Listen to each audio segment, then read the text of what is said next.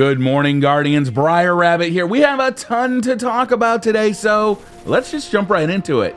Yesterday, MLG hosted their first competitive Destiny PvP scrimmage event live on Twitch and MLG.tv, featuring some of the top Crucible players from across the Destiny community.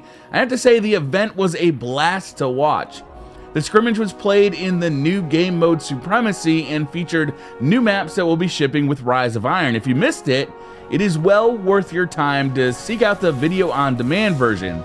There were some big plays by many of your favorite Destiny personalities, but I must say, the guy I think got the most out of it was MTashed. He provided play-by-play commentary for the event, and he did an amazing job.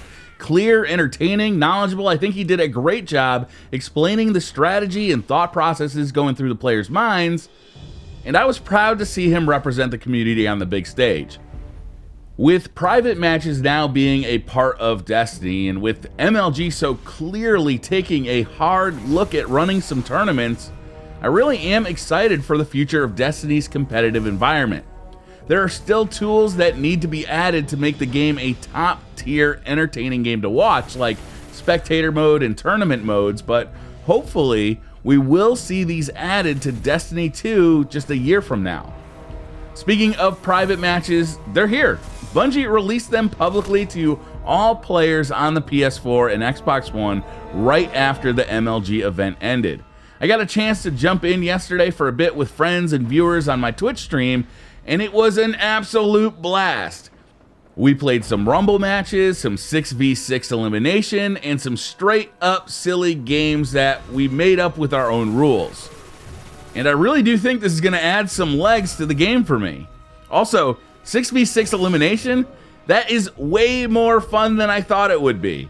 I would love to see Bungie explore making this a real game mode with an objective. Clearly, private matches should have been included in the game since launch, but I am glad they're here now.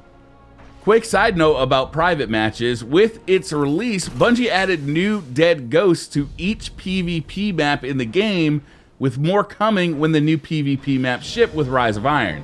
Many YouTubers made vids on how to collect each one, but by far my favorite is from my good friend Story Machine. I'll throw a link in the description for those who would like to check it out.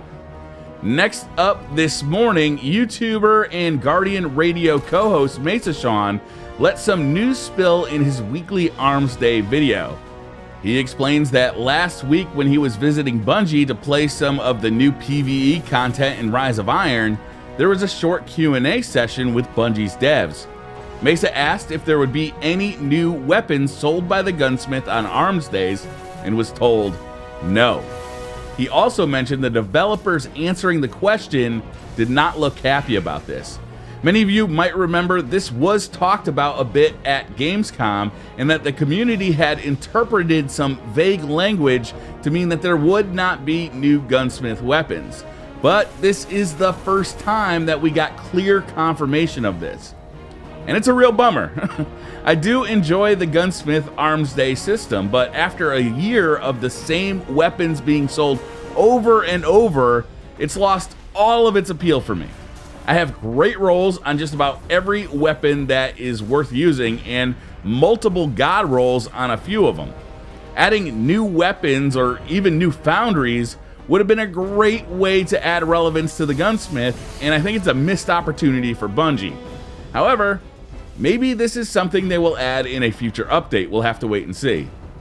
Finally, last week, many YouTubers went out to visit Bungie, and yesterday, the fruits of their labor was revealed. The first mission of Rise of Iron's campaign and the newly Sivified Sepix Prime Strike were uploaded in full by many YouTubers. And I didn't watch any of it.